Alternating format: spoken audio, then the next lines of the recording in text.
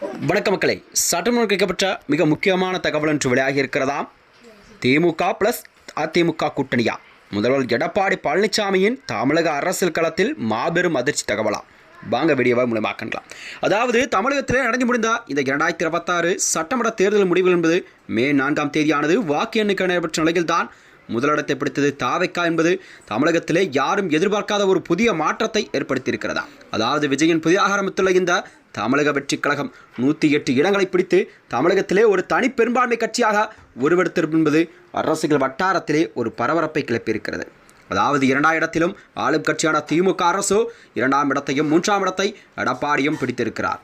இந்த வகையில்தான் அதாவது தமிழக அரசியலில் இந்த எதிர்பாராத மாற்றங்கள் என்பது வழிவகுக்கும் வகையில்தான் புதிய அரசியல் நகர்வுகள் நடைபெற்று வருவதாக தகவல் வெளியாகி இருக்கிறது.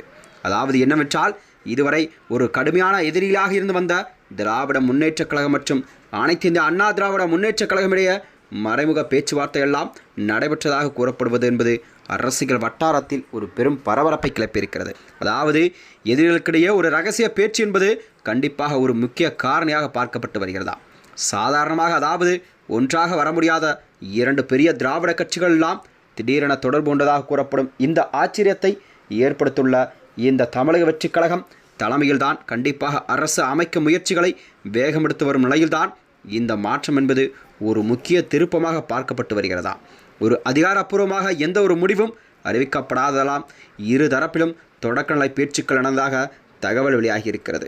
அதாவது என்னவென்றால், சமீபத்தில் நடைபெற்ற இந்த சட்டமன்ற தேர்தல் திராவிட முன்னேற்றக் கழகமானது 59 இடங்களை பிடித்து அனைத்து இந்திய அண்ணா திராவிட முன்னேற்றக் கழகம் 47 இடங்களை கைப்பற்றியிருக்கிறது.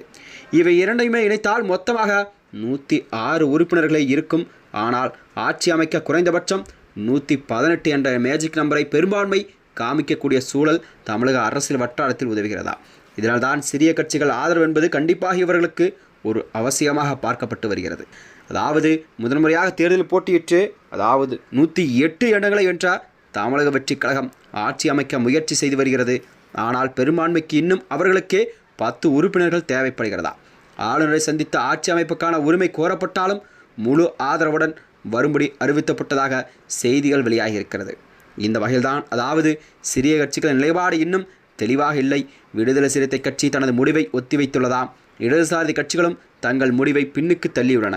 இந்த நிலையில்தான் இந்திய யூனியன் முஸ்லீம் கட்சி கூட உள்பட்ட கட்சிகள் எல்லாம் இதுவரை தாவேக்காவுக்கு ஆதரவு என்பதை உறுதி செய்யப்படாத நிலையில்தான் அரசியல் பரபரப்பை கிளப்பியிருக்கிறது. பெரிய கட்சிகளின் மறைமுக பேச்சுவார்த்தை என்பது சிறிய கட்சிகளின் முடிவுகளை கண்டிப்பாக பாதிக்க வாய்ப்பு இருக்கிறதா. இந்த பெரும் திராவிட கட்சிகளுக்கிடையான போட்டி பல சதாப்தங்களை தாண்டி தமிழக அரசியல் நினைத்து வந்துள்ளது. ஒரு காலத்தில் ஒரே கட்சியாக இருந்த நிலையில் ஏற்பட்ட பிளவு பின்னர் கடுமையான அரசியல் எதிர்பார்ப்பாக மாறியிருக்கிறது. இப்பொழுது அந்த வரலாற்றை மாற்றும் வகையில் புதிய கூட்டணி உருவாகுமா என்ற கேள்வியெல்லாம் மக்களிடம் எழுந்து கொண்டிருக்கிறதா. மேலும் இது போன்ற வீடியோக்களை தெரிந்து கொள்ள நமது சேனலை மறக்காமல் சப்ஸ்கிரைப் செய்து கொள்ளும். நன்றி, வணக்கம்.